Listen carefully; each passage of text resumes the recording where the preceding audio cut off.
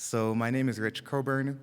I am a freelance pianist, music director. I do a lot of work with repertoire diversity in Canada, but my relationship to this session is that while I was working at Canada's National Centre for the National Arts Centre, I started doing the first sustainability work for the orchestra there, and was leading on measuring carbon footprints and strategies to start reducing that. And it's been a topic that's fascinating for me for a long time. One thing that I wanted to ask each of the panelists to share was just in a sentence or two our relationship to sustainability and how we came to it, because I think that when we talk about environmental sustainability, a lot of people are at different places, they have different thoughts, they have different relationships to it. So for me, I grew up in British Columbia. So the 2003 was the first year that there were a lot of wildfires in British Columbia. And the house that I grew up in came very close to being burned down in 2014. Every time I go home and visit my parents, you can see the forest fire that stopped a couple hundred yards away. And so this is something that I have been living with in a very first-hand way for maybe about 20 years now, and something I've been very passionate about in my personal life and as much as possible in my professional life. So maybe we could go down the table and just introduce ourselves, our role. My pronouns are he, him. Our pronouns, and a sentence or two about how we came to this work or our relationship with it.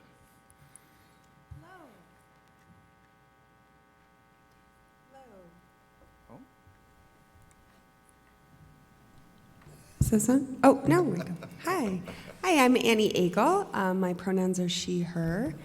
I sort of tripped and fell and aimed my fall in the direction of sustainability, and now I have the pleasure of being the Vice President of Sustainability at Cotopaxi, a local outdoor brand.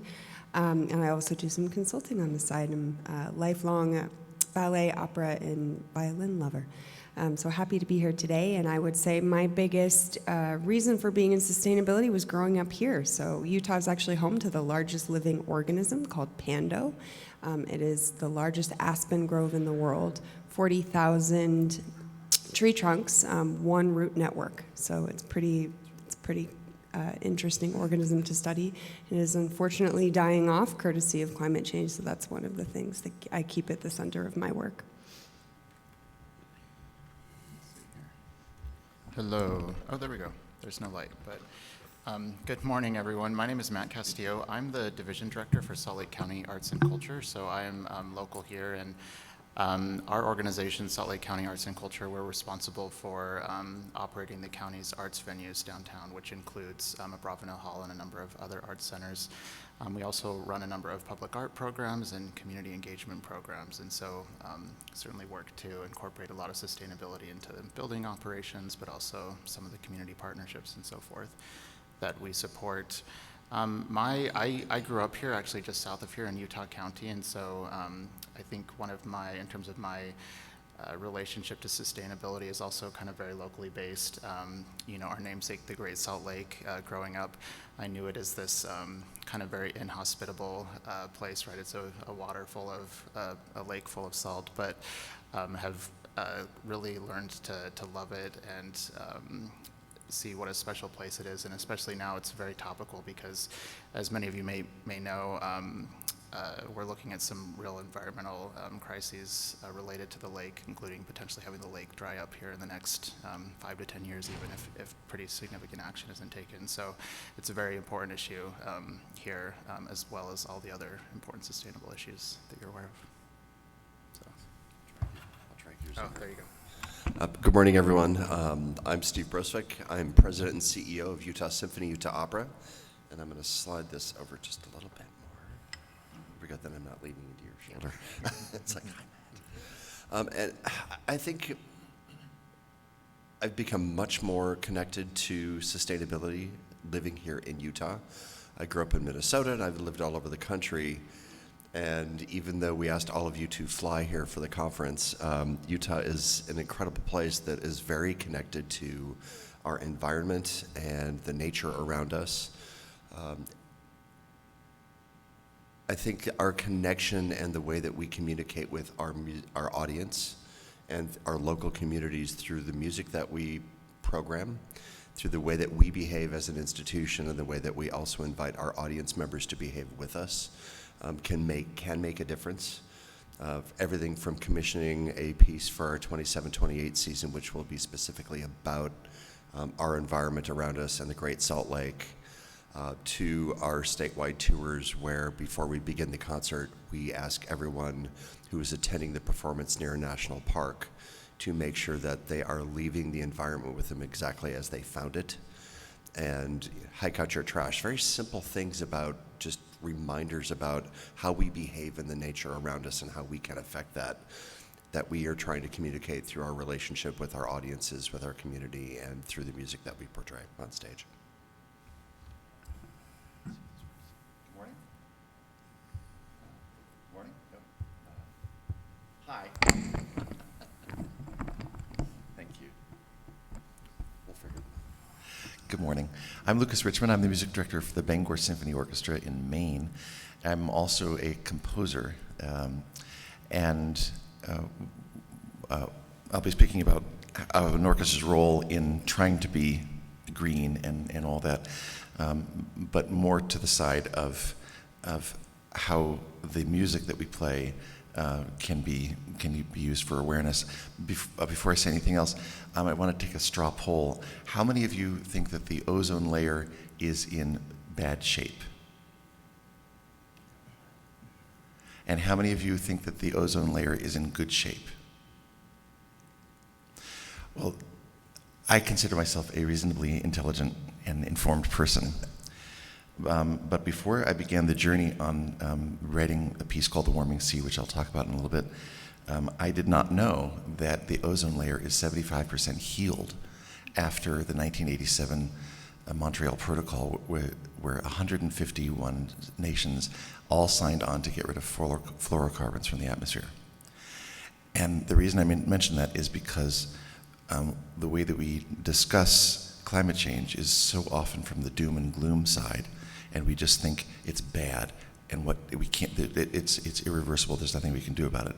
But in fact, hearing and working with the scientists on this project, the message of, oh, we can actually do something good and come together and affect change, that's actually more inspiring in a way. So I'll be talking about the climate change from a cultural venue. All right, thank you for all those introductions, and actually we'll come back to that idea, Lucas, a little bit when we speak about the role that art has and can play in culture and in addressing climate change. So really briefly today, we want to structure the session, first of all, by talking about basically emissions reductions. This is something that every organization, arts or otherwise, can and should be doing their best to address. And then we want in the second part to be talking about culture, which includes the way that art can play into awareness or the conception of climate crisis. And we want to make sure that we leave you, at the end there will be a QR code on the screen where you'll be able to get links to all of the resources that we've talked about. So you'll leave with some concrete steps, at the high level of sort of looking at the most impactful things you can do, and if you wanted to build a long-term plan, how you would start to think about that, and also some very immediate things you can do, but that will still have meaningful results.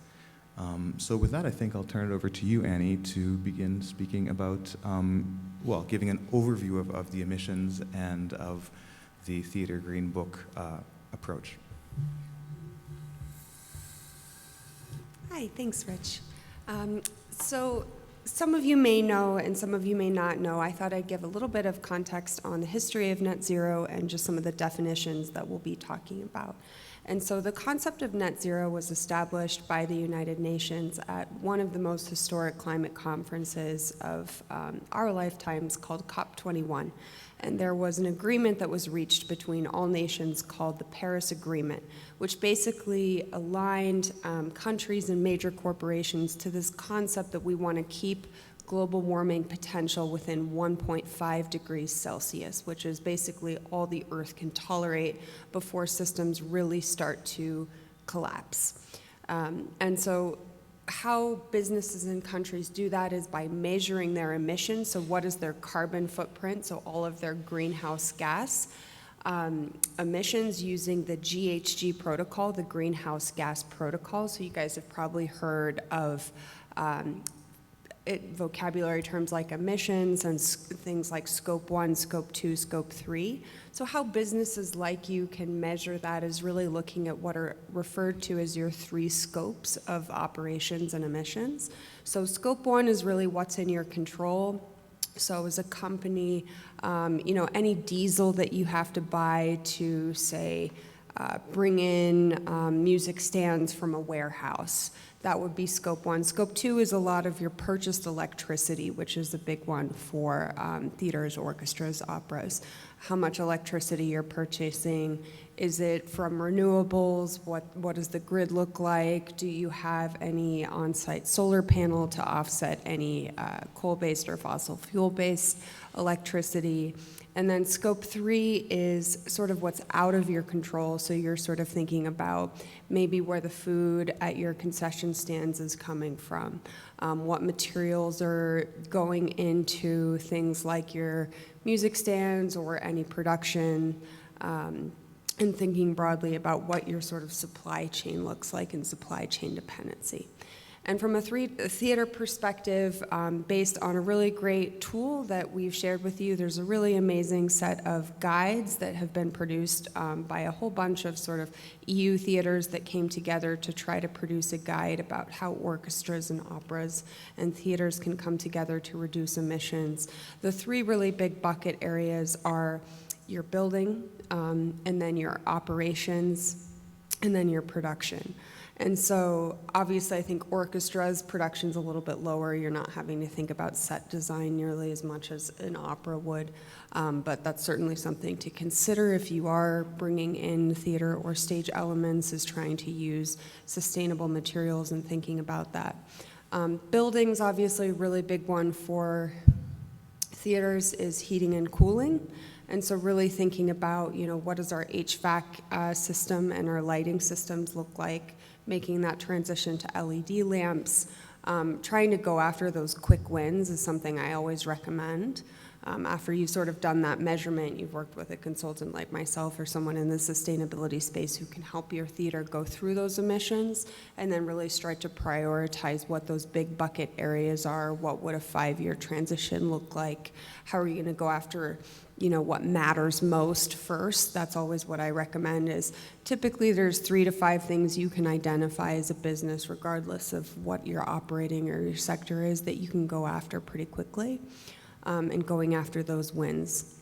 And then the other sort of interesting scope, and I think one that will be mentioned in terms of how theaters can develop a kind of conversation with audiences around sustainability, is really around commuting, which is in scope 3. It's the particular scope is 3.7, and really trying to engage with audiences about using public transportation, using human power, whether that be biking or walking, to attend the theater, attend the orchestra, and really start having those conversations. So I'll pause there, but happy to, we were happy to kind of find this resource and share it with all of you in terms of using the Theater Green Guide, and happy to have any sort of email conversation if for those of you who are starting the process of measurement. I know it can be quite daunting, and so my sort of broad-based recommendation is just start with measuring, try to understand where your biggest impacts are, and then start to, have a little bit of a priority and a transition list for the next 3 to 5 years in terms of where you are today and where you want to be in the future to get yourself net zero aligned. Of course. So thank you for that, Annie. And I just want to add a couple of contextual things here. For example, you were talking about buildings. If you own the building, then that's under your control, and that might be a scope 2. If you are a renter in the building, then that might fall into a scope 3, where you don't have discussion, where you don't have sort of control over LED lighting, HVAC, all that sort of stuff. So, it really depends. A lot of this stuff is highly dependent on your situation. Also depending on the type of orchestra that you are, under operations, a pretty large chunk of that might be flights. And I just wanted to say this explicitly, since if you're flying in conductors and soloists every week, if you have a smaller budget orchestra and it's local musicians and the music director is there for most of the season, then you're going to have a totally different profile than if you've got a 45-week season and are flying in people from Europe and all over the continent every week. So with that, I wanted to open this sort of up to the panel, and I know that one of the things that I love about this panel is that the panelists represent really different types of organizations and geographically, size, objectives, all that sort of stuff. And I want to ask you what you have, within this conversation of reducing emissions, what has come up in your organizations? And this could be things that you have, projects you've completed. It could be projects that you have spoken about but haven't been able to accomplish yet. And I'm really curious what the conversation has been about, why the conversations have been about those particular things, and what sort of positive impacts of those conversations, even if the project hasn't been completed, you've been able to observe so far. Yeah, I'll take a start there. So again, I mentioned we operate a number of art centers, including a Bravenel Hall, Capitol Theater, which is a historic opera and ballet house, actually just about a block away from here.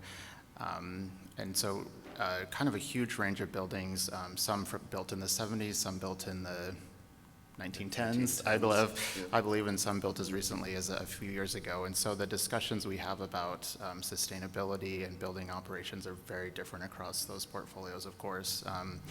One example I'll kind of share, because you mentioned that HVAC is one of the biggest challenges and one of the biggest sources of emissions for building operations, and so that's something we spend a lot of time talking about. It's also one of the biggest costs, right? From a building operator's perspective, our utilities is one of our largest line items.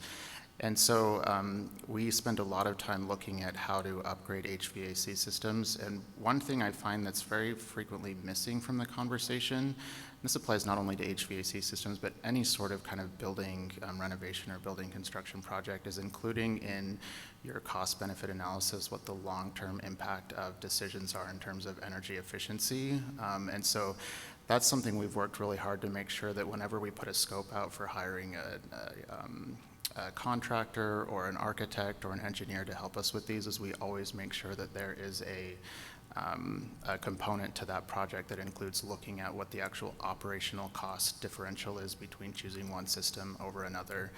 Of course, a lot of times these decisions come down to just dollars, right? And so if you're looking at just the construction cost, you might pick one particular option.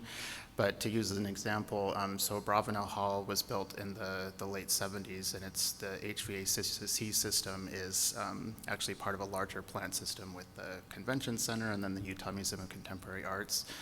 That system is still original to the building, and we're, as some of you might know, there's lots of conversations about changes to these buildings, which is very exciting.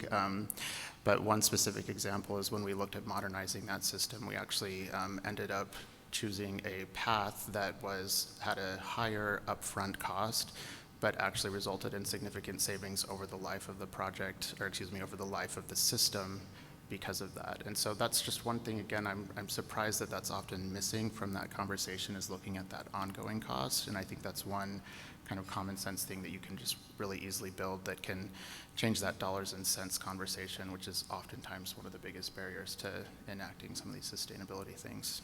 So. Yeah, just in terms of percentages, generally, if you look at a LEED certified building process or even a more sustainable HVAC, there's almost always at least a 12% increase or decrease in over time costs. So always worth sort of looking at overall improved sustainability and efficiency. Sustainability is really all about driving efficiency. So what is more efficient in terms of operations is almost always resulting in cost savings.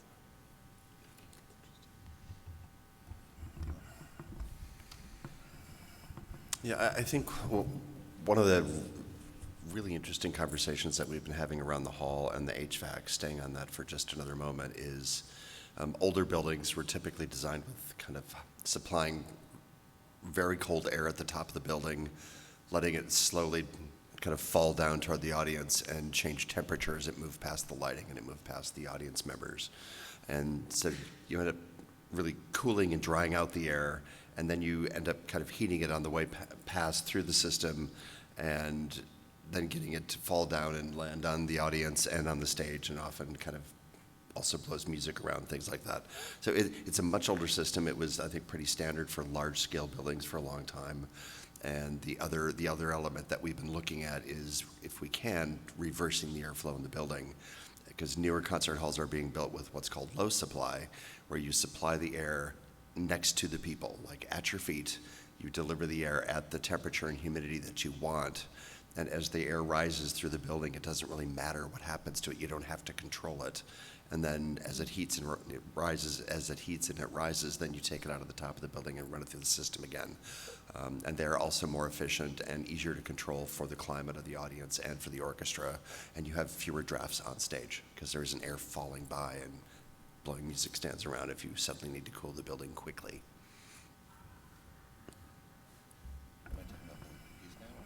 No, not yet. I'm actually curious, of those of you who are here today, how many of you at your organizations have a sustainability plan of any kind, just by show of hands? Okay, there's a couple waved hands, one raised hand. So I'm curious in this context, Annie, you will get the chance to see this Theatre Green Guide afterwards, and there's another resource which will be published later this summer that you'll also have a link to, which is Orchestras Canada is producing a green guide and charter where they have taken a lot of the work of Julie's Bicycle, which is a fantastic organization focusing on sustainability in the arts, but it's based in the UK, so they've applied this to the Canadian context where, for example, we can't say we're just never flying anymore, which is the way that they reduce a lot of emissions in Europe. So this will be published later in the summer, and you'll also have a link to get notified when that comes out.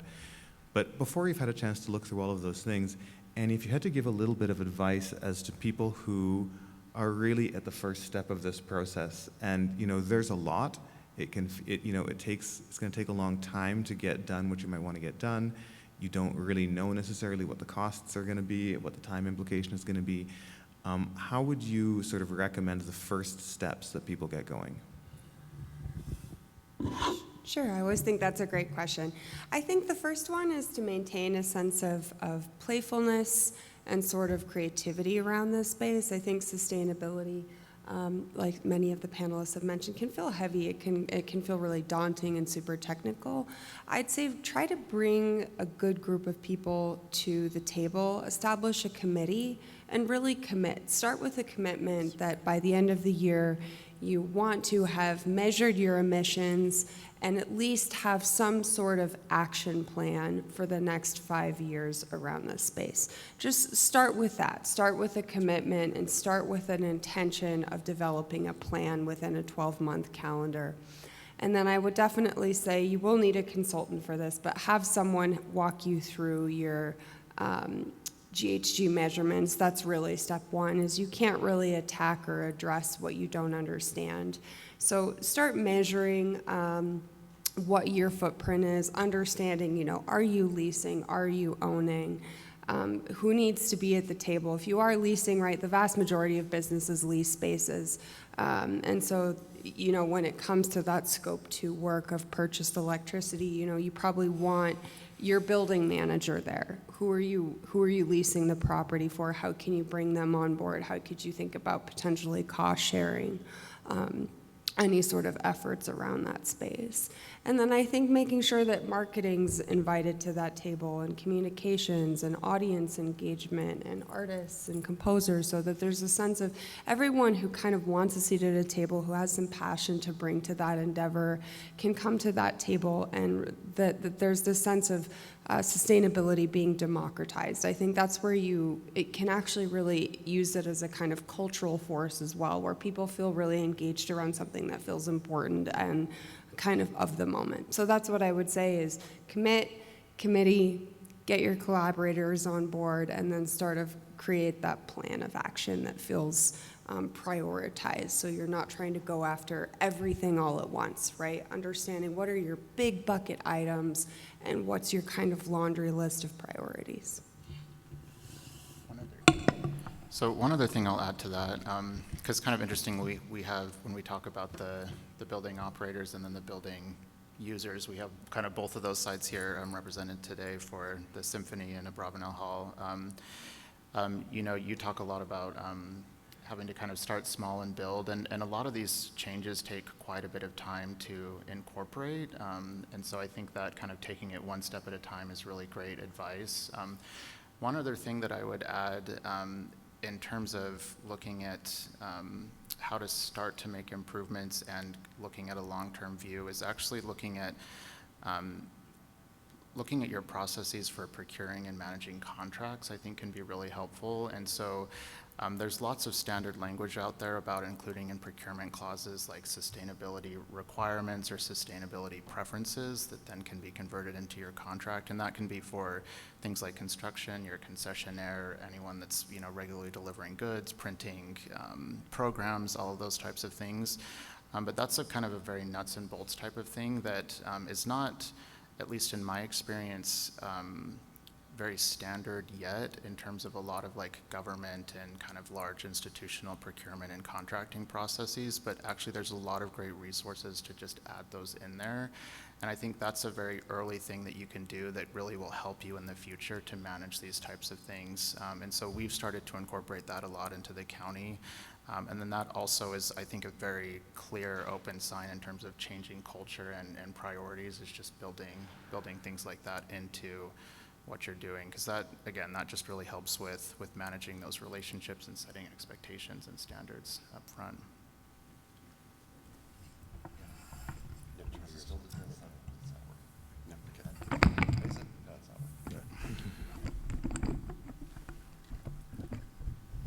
Thank you. Sorry about that. With the Bangor Symphony, I think we kind of represent what a lot of orchestras have our hands tied in a lot of these efforts, because we rent our hall when we produce a concert. Our musicians come from away. We would not have concerts if they did not come in by car, or because there aren't trains that can come to Bangor. Our audience can't take a subway to our hall. So a lot of the elements that we would, would like to make a big impact immediately can't. But there are certain feel-good things that we do as an organization, and we talk about eliminating paper. So just on that level, we endeavor to do many more things just digitally, and the board meetings are, not with paper at the board meetings, and it creates a sense of awareness. But the other thing I want to mention is that in programming, if you can't do things, if some of these things are untenable, engaging community partners in the discussion means that when you go away from the concerts, you're thinking about how you can apply it in your own home and with your own businesses. So that's the impact that we can have on a cultural level. If we can't really do it with the actual product that we produce, it can filter out into the community. And we're doing some easy things with this orchestra is on the road a fair amount. On any given Thursday, if we have performances at Abravanel Hall on Friday and Saturday nights, on any given Thursday, we could be up in Logan, we could be in Ogden, we can be in Orem or Provo or down in St. George. And as much as we can, we're trying to get the musicians in the orchestra and the crew to really focus on letting us know, are you taking the bus or are you driving on your own, so that we are renting the appropriate number of buses that will fit the right amount of people. So we're not taking 2 buses if the second bus has 4 people on it, or and also just encouraging people to travel together instead of driving separately. And I think we have an odd element in our CBA that I think has given us a little bit of benefit that maybe nobody would have originally thought of, is in our CBA, if you're driving to a performance that we would be providing transportation to, you can also get mileage. But I don't believe that that mileage is restricted to the driver. So we actually have some musicians who are carpooling because they can get the mileage but not actually spend the gas. So the odd result is that people are carpooling because it's actually benefiting them, but it's also benefiting the fact that we don't have 4 cars on the road. There might only be 1. And hopefully more and more people will continue to take the bus. And we're also in conversation because we do have some public transportation that people can use to get to Abravanel Hall. We're also in discussions with Utah Transit Authority, UTA, to talk about some concepts about your ticket is your ride. You can use your concert ticket as payment for the light rail or for the commuter train, or maybe we can have a dramatic discount that we're sharing the cost of to help encourage public transportation. There are 2 more tracks lines being built, our light rail system, between now and when the next Olympics are here. And it's going to be a great opportunity for us in the meantime to be promoting public transportation and the amount of people coming downtown and parking and all of those things. I don't know if you're doing this deliberately, but you're actually making a perfect segue into our next session, our next topic, because, we need to look at this, I think, from many perspectives. There's this perspective of where are my biggest emission buckets and what can I do to address those. There also is the perspective of what can I do now. Maybe public transit's not an option, so that's a huge bucket. We're going to have to leave that alone. And then there's also this bucket, sort of second part of conversation of how are we influencing culture. So this is internal culture. How are we, if we reduce our use of paper, is that taking a huge bite out of our overall emissions? Probably not. But does it have other benefits? Yes. Again, if we are saying to the people that we're working with, we're thinking about this is something that's on our minds, that's also worth something. And a big piece of this also is the art that we put on stage. Everybody has the opportunity and the obligation to reduce emissions. But as performing arts organizations, we have a much less common opportunity to speak to the people that come and engage with us and who we engage with. Even people who have differing views about any sort of subject might argue about it if they talk outside, but people don't stand up and rebut the stage generally. If you're in a performance, then we have an actual captive audience here. So now I wanted Lucas to take a moment and speak specifically about the project, The Warming Sea, that you have created, where that came from, how it was built, what you found some of the impact was, and also feel free to speak more broadly about how that work has been incorporated at the Bangor Symphony and what that's looked like. Excellent, thank you. So the Maine Science Festival is run at the Maine Discovery Museum in Bangor, and for a number of years, the director there, Kate Dickerson, had been talking with me about how can we collaborate, how can we bring science and music together. We thought, well, maybe we need to do this about climate change. And with that, the Maine Science Festival commissioned me to write a work that examined the effects that climate change is having on the Gulf of Maine, which is the fastest warming body of water in the world.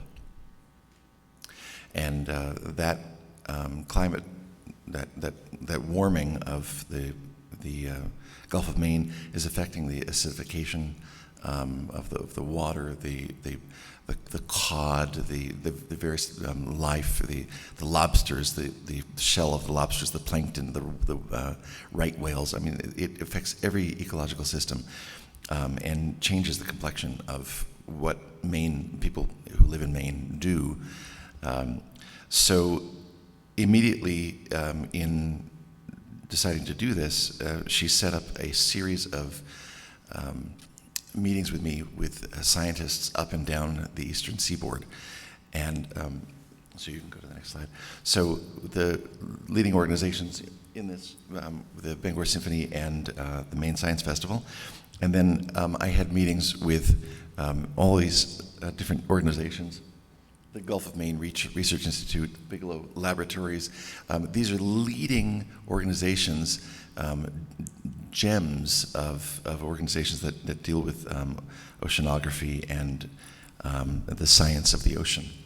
The Maine State Climatologist is nationally revered because of what the work that he has done in creating a global map of where the warming is. And you can go onto the website, the University of Maine. Through all of this, there was the realization that scientists are really good at what they do, but they suck at marketing. And how can we get the word out? Now, I mentioned the Montreal Protocol and the ozone layer earlier, because as a good something that came out of these collaborations, let's pump up the positive message. What can we do? So in addition to meeting with all the scientists, I met with middle school classes. I think we can go to the next slide. And it talked about the fact that I was writing this piece, and I would ask them at the end, what would your takeaway be? What would you like a takeaway from this to be? And invariably, the kids all said, hope. And it felt very powerful to me to then let the voices of the children, because this is the planet we're leaving for them, to be heard. And so the final anthem of the piece is called Hope Begins with Truth. And the kids address the adults in the room, and they say, have you told them? Have you told your children the truth? Things are changing. They need to know. Give them hope and give them life. And that, as an anthem, is very effective. We flash forward. So we were able to bring in, have all these different partners and the media and all that, because people became very aware of this. And just the consciousness of it starts, as I mentioned, filtering into how people live their lives. And at the performance itself, we had a series of panel discussions, and then a panel discussion after the performance.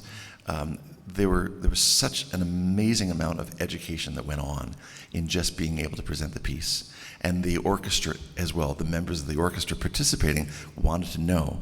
There's a portion in the piece that's 200 measures long, and the main climatologist gave me the temperatures of the Gulf of Maine from 1820 to 2020, and each of those bars represent a different temperature as things are warming up. And even just a degree of change in the Gulf of Maine is catastrophic. So the piece actually was scheduled to be premiered in March of 2020, and it was the first thing that was canceled. So we were, during the pandemic, we were able to bring the members of the orchestra together to record the final anthem and do one of those videos of Hope Begins with Truth. So that was what we put out there. And then in March of 2022, the piece was premiered.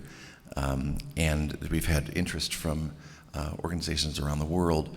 How can we bring this to the conference that we're holding in other parts of the world?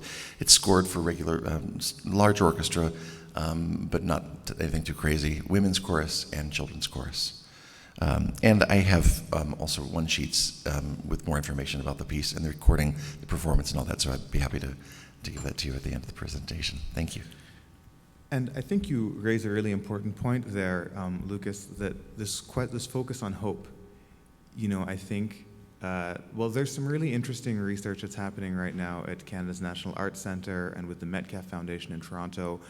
And it's focused mostly on theater, but it is touching on music too, and it's called Irresistible Worlds.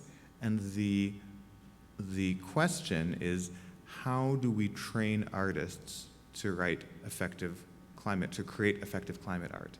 You know, this is not something that they have been, I'm sure that you didn't get training in school to do this.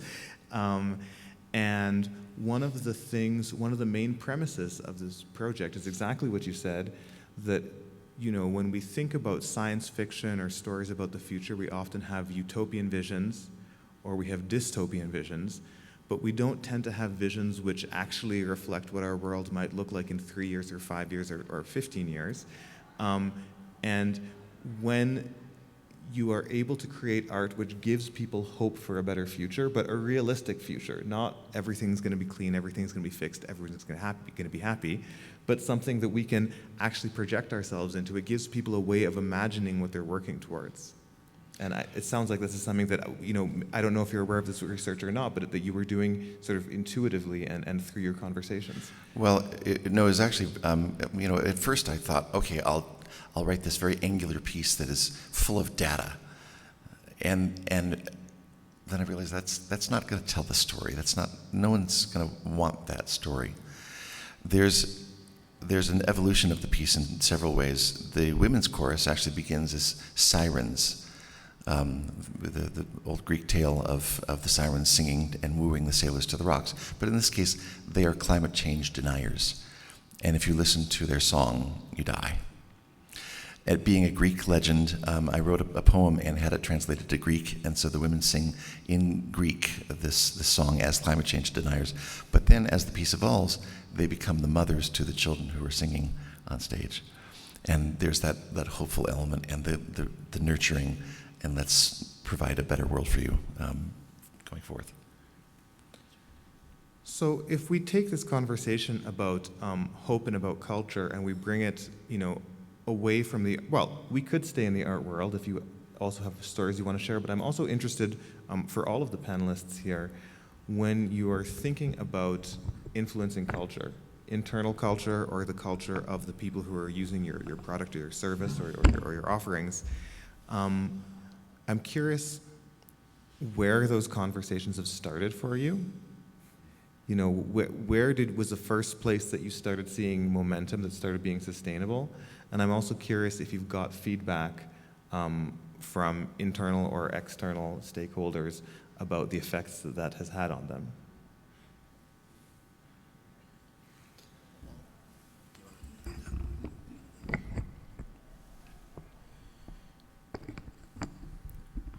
I think I'll go back a little bit to what Annie was saying about that oftentimes these conversations can seem very daunting, and even any one of these tasks can feel huge, right?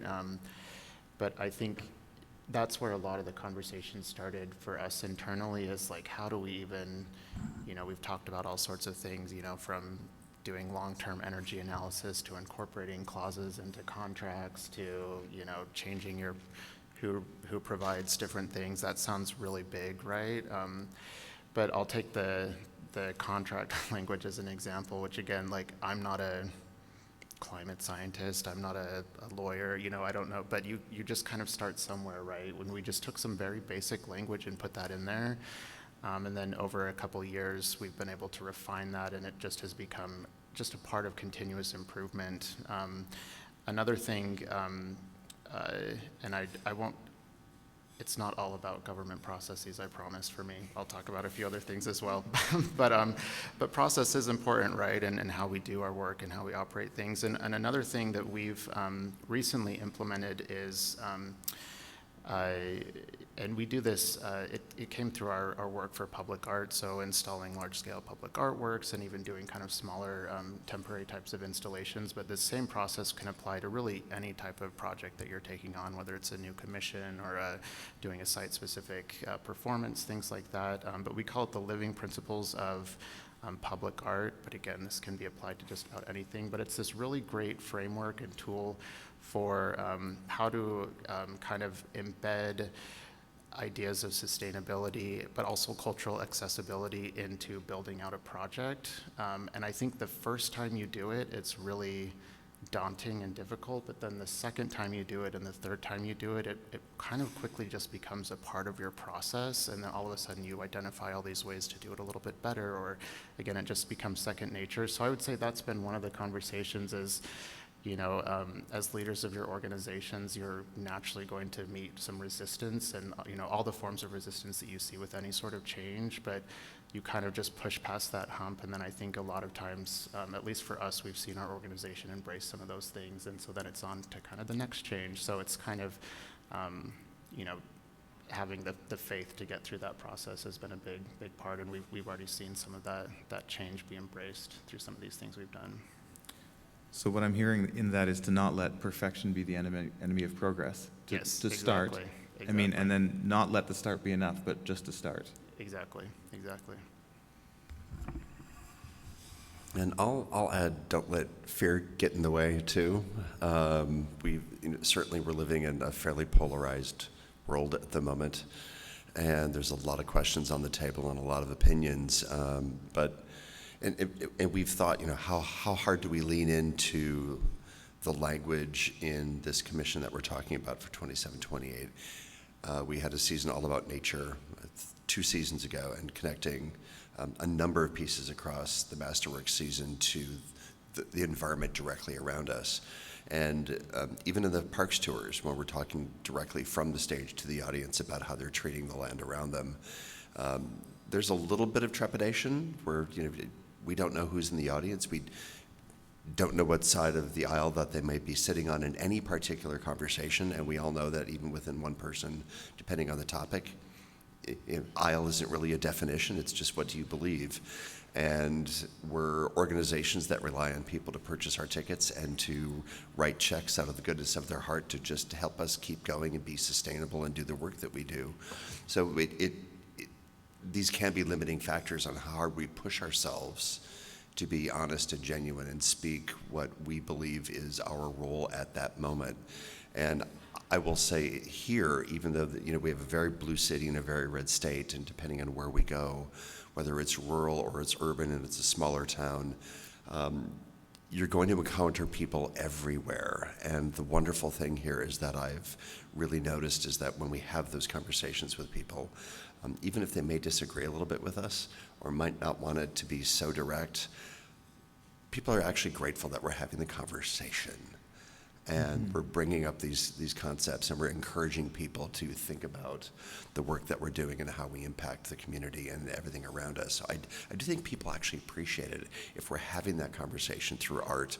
I think I have had only one person in one of our most challenging works where we really pushed the audience during the pandemic, our first public performance in September of 21.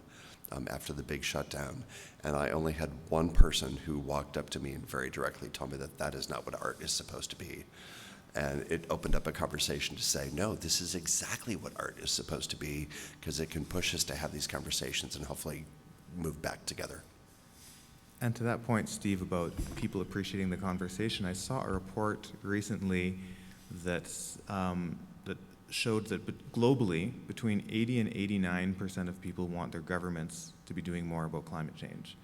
But what the interesting thing about the report was that when they asked how many other people do you think this is important to, what percentage of the population, it was about 46%. So people thought that they were in the minority when they were actually in the overwhelming majority. So, we here have people who have been working on sustainability in a variety of different ways. Some is like some small parts of your project, and some is, a huge part of the ethos of the company, in your case, Annie.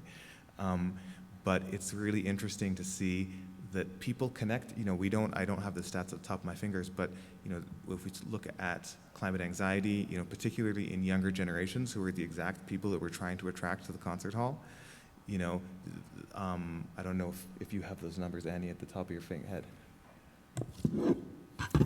Climate anxiety is that's new, but that generation, it's like 93% consider it to be a leading issue. And I would say, in terms of really thinking and starting somewhere, think critically about where you sit as an organization. And I'd say, being in the art space, right, you really sit at this really important intersection of culture, creativity, and audience, right? And so thinking about what's going to be your business's role in this space, how can you pull on some of the levers that we've gotten to, and understand that creativity, what you guys are already really good at, for me, is at the core of the solution to this issue. And how do you develop more of a relationship with that solution than you do with the problem? And I think that's something I always encourage businesses to say, is you can really be at the forefront of this change. And whatever set of actions you can take, there's a way of communicating that in a non-partisan way. So there's actually a really great communication toolkit that came out recently of how do you communicate climate in a more conservative time. And you actually find that attitudes like slower living, more traditional living, right? You can swap out sort of be more inclusive in your language, and instead of just talking about sort of minimalism, you can talk about tradition. There's a sense of, you know, if you're making food instead of just going through a fast food restaurant, even depicting that on stage, how do you can think about that in productions, more meaningful connection, in-person connection. So just thinking about your organizational strengths and understanding that you already have strengths as an organization that are very needed in the climate space. And I feel very strongly we don't need more climate experts in climate. What we actually need is people who aren't experts, but who are experts in other things, thinking about how do they leverage their unique skills, their unique human potential to ensure that future generations have access to a healthy habitat.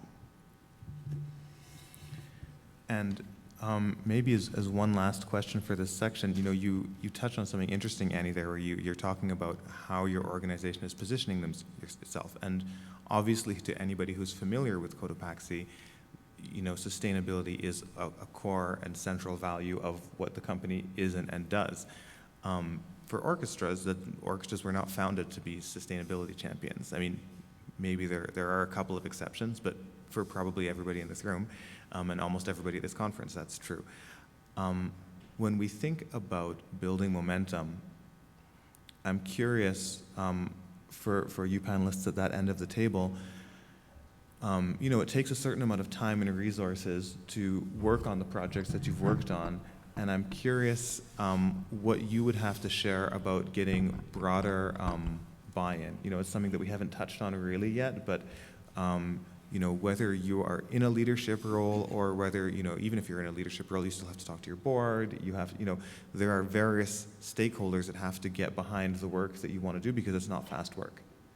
And I'm curious if you have anything that you'd want to share about what people have responded to, or the value that some of the stakeholders found, or what, you know, what wins and process you went through to get to that point of being able to actually do the work. And just a quick point, the evolution of the warming sea took place over several years, and when it first started, the conversations we were having in 2018 were, what do we do about the audience members that are offended that we're doing a piece about climate change? And we were really very concerned about that.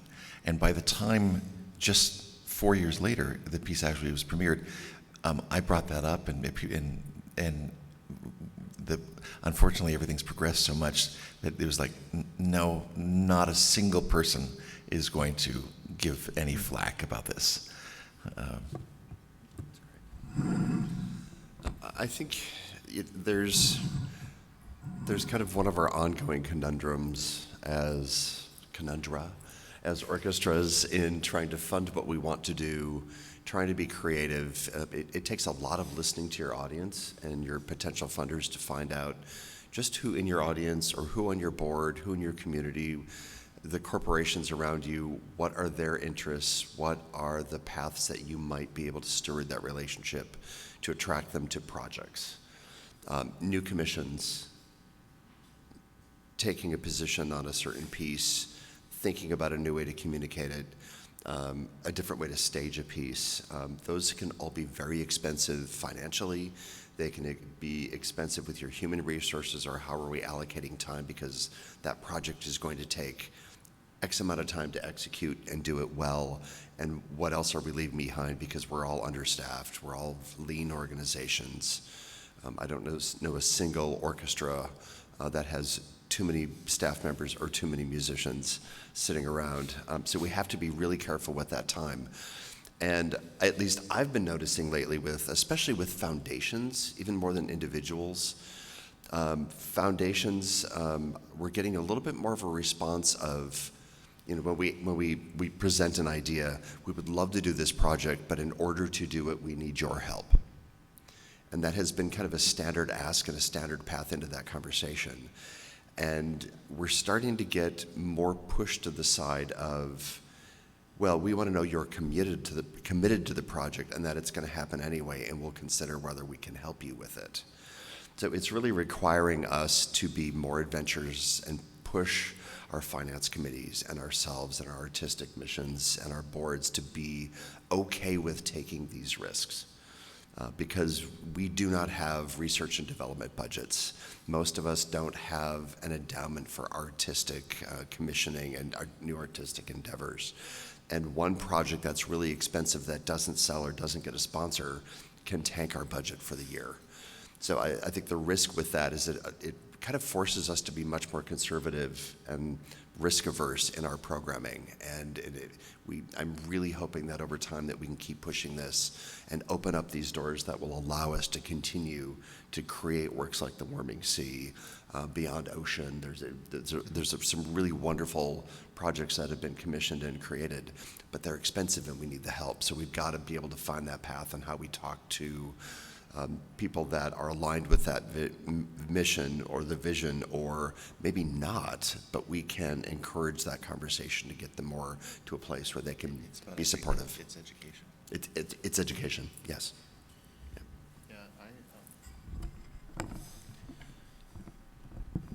Yeah, I'm still thinking about the statistic you shared, Rich, about how 80 to 90% of people see this as a key issue, but most of us assume that it's a much lower percentage. And I'm even just thinking, here in Salt Lake City and in Utah, Salt Lake City is a very blue place and a very red state, right? But even in the conversations I've been in, I think everyone, I've never encountered anyone that really pushes back on, this would be a good thing to incorporate sustainable practices. What it often comes down to, I think, is just all of the noise that we deal with in every day of every one of us has a much larger list than we could ever tackle. And so finding a way to incorporate that through things like tone at the top, making sure, again, that you're including it in kind of foundational processes. One other thing that I'll mention, though, is that I think trying to bring it more local, I think, is a really important thing. We can talk about climate change, and that is like a huge thing, right? And it's like, how could any one organization really affect climate change, right? But I would imagine that every one of us here in our local communities has some very real impact that they're seeing from climate change. For us, it's the Great Salt Lake and our air quality. You mentioned the Gulf of Maine. And I think that's where conversations become really powerful, because it turns it into a very real thing, from something very abstract into something very real. And that's where I think I've seen the most oh yes, we really need to work on this, or yes, this makes sense to incorporate this into a certain program. For instance, one really cool thing that's happening right now, and this is a pitch if you all want to come back in 2 weekends, we're actually in collaboration with the Utah Museum of Contemporary Arts, which is just on the other end of this block, so I definitely recommend stopping by there if you have a little bit of time. But they are participating in a much larger project called Wake the Great Salt Lake, which is being managed by the Salt Lake City Arts Council, but they're commissioning projects all across Salt Lake City around bringing attention to the Great Salt Lake. And there's one of those particular pieces is a site-specific art installation by the Utah Museum of Contemporary Arts on the plaza of Abravanel Hall that's all about bringing awareness to Great Salt Lake. And so that's a really great example of how we've taken these conversations through a very kind of immediate local lens, which I think has been really powerful. So just one thought, again, talking about global warming is a big, scary thing. For me, I just tend to shut down, but when it's let's figure out how to bring awareness to the Great Salt Lake, you're doing the same thing, but it feels much more immediate, right? Can I just add on to that? Sorry. Thank you. Just to add to that, Matt, the fact is that we should not do these things in isolation. We can't try to save the world in isolation. And it must be that we figure out those community partners and forge those relationships. That is the key to it all, because then we're all thinking about it and not trying to, build a new car, if you need, or a new train. Sorry. So I want to, yeah, there's a question here.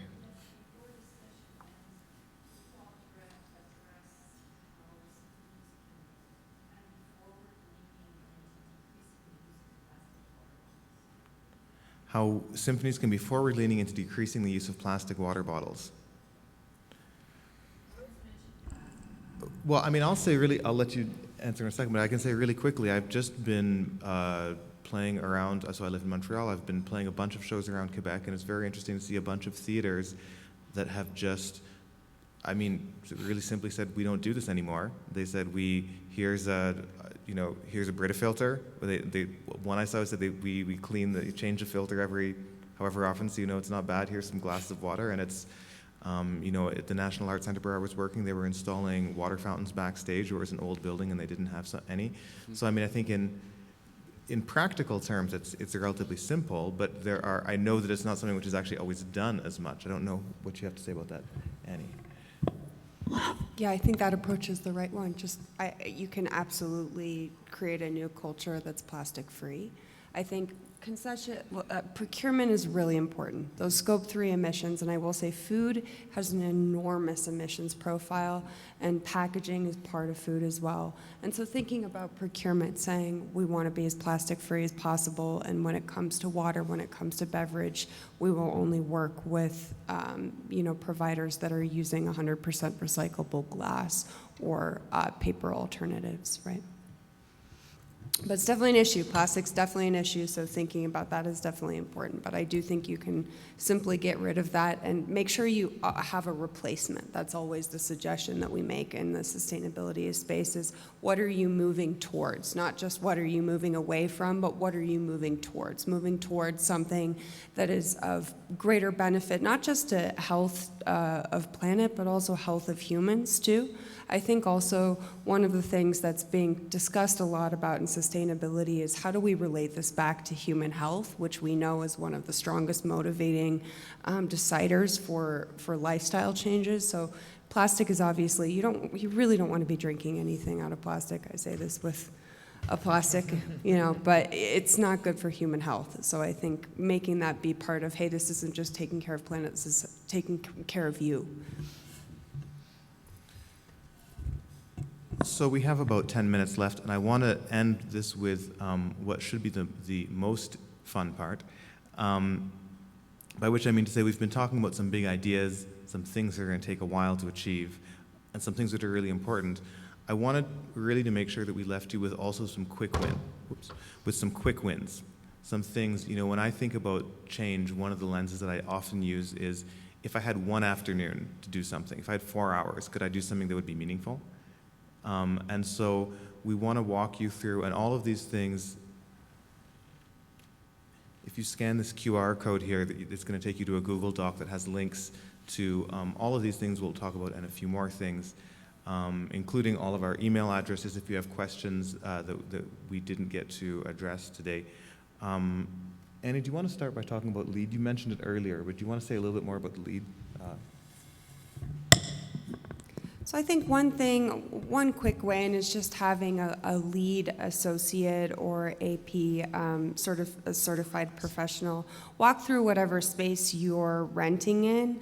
And oftentimes you can connect with universities or even lead programs, and students or professors would be willing to take a class for free. So I would try to say there's probably ways in which you can do this in a very budgetary friendly way, and relations, which I love the collaboration that you had with the University of Maine.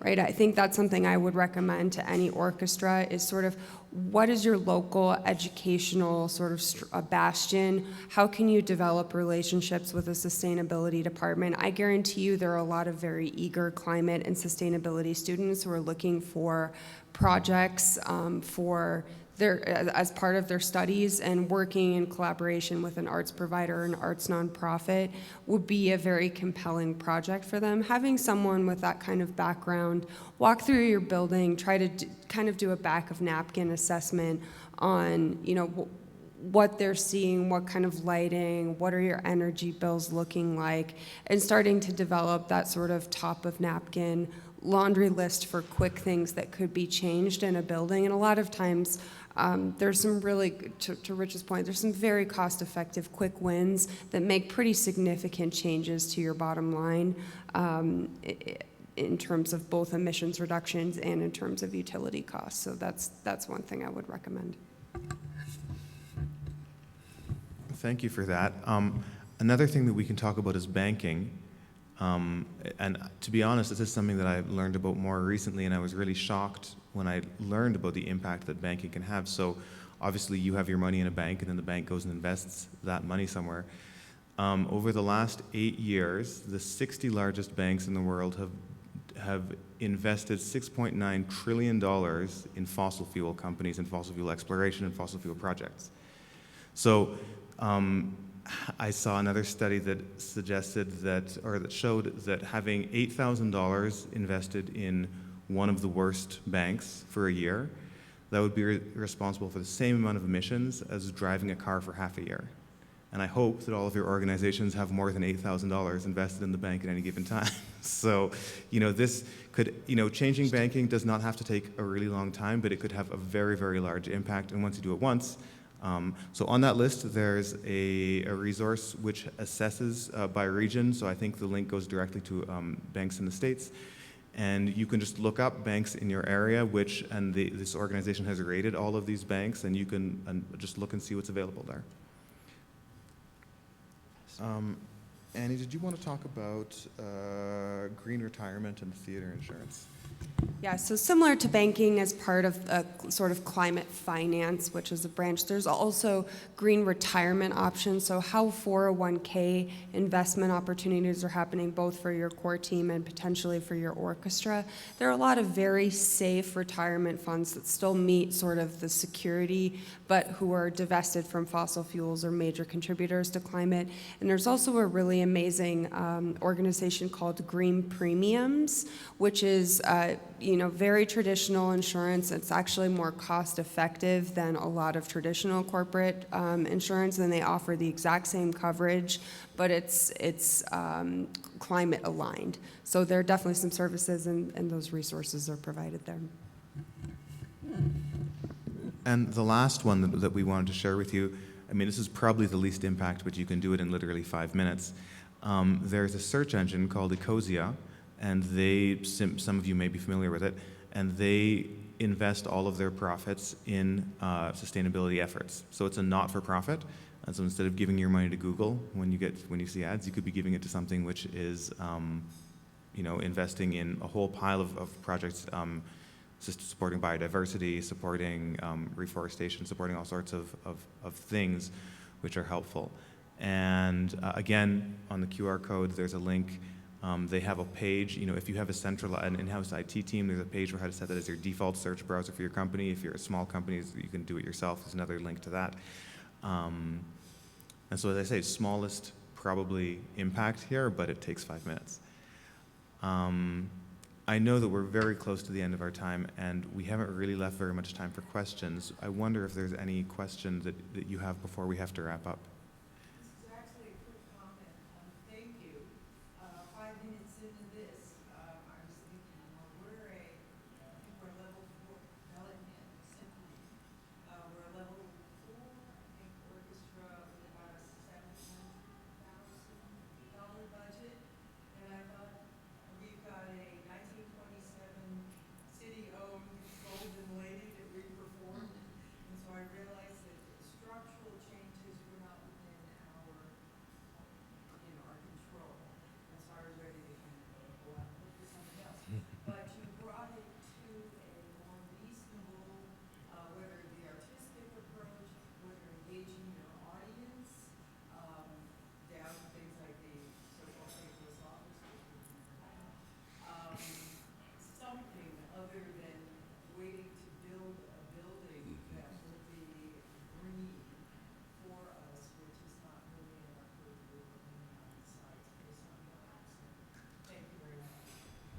for being here.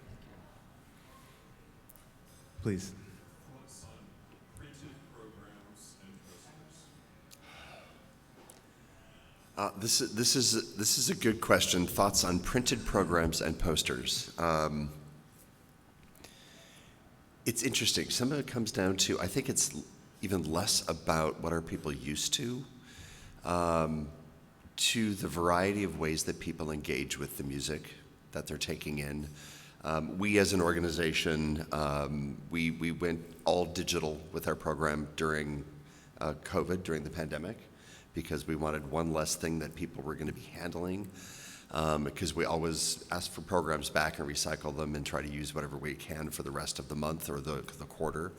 But then we lost our opportunity to stay digital as soon as we went back to having fully occupied concerts. And some of that came from people who didn't want to deal with the small screen, and then we tried to reduce the size of our program by having partial program notes and a QR code to read the rest. But then we also realized that, one, our venues, it's hard to have great Wi-Fi because the venues are built to keep everything out so that you have this amazing environment on the inside. And depending on people's phone service, et cetera, either they have access to the program or they don't. So I think it really came down to more of a customer service question with the audience.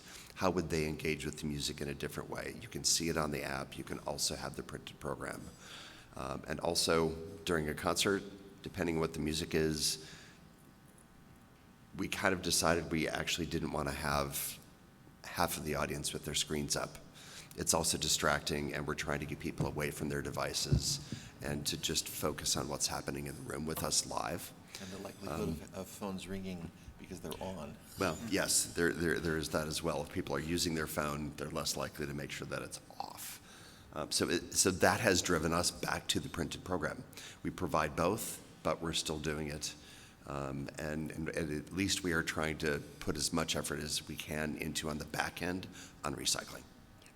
Yeah, I would say I guarantee you that's not going to be a significant source of emissions. The most important thing, and I would just work with your local printing to say, hey, we would like soy-based or water-based ink instead of oil-based ink. That makes a really big difference. And also just making sure that whatever program, whatever paper combination you're using, just check that that's curbside recyclable. That's really the most important thing. If it is curbside recyclable, generally paper is one of the most circular materials out there. So once it's been produced, as long as it's recyclable, that's not going to be a huge mover.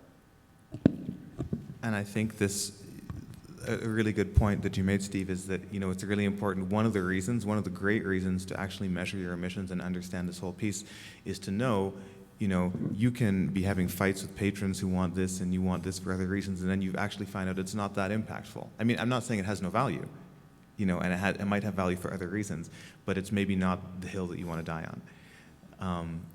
We are at time, and so we have to wrap this up, but I want to thank you for being with us this morning.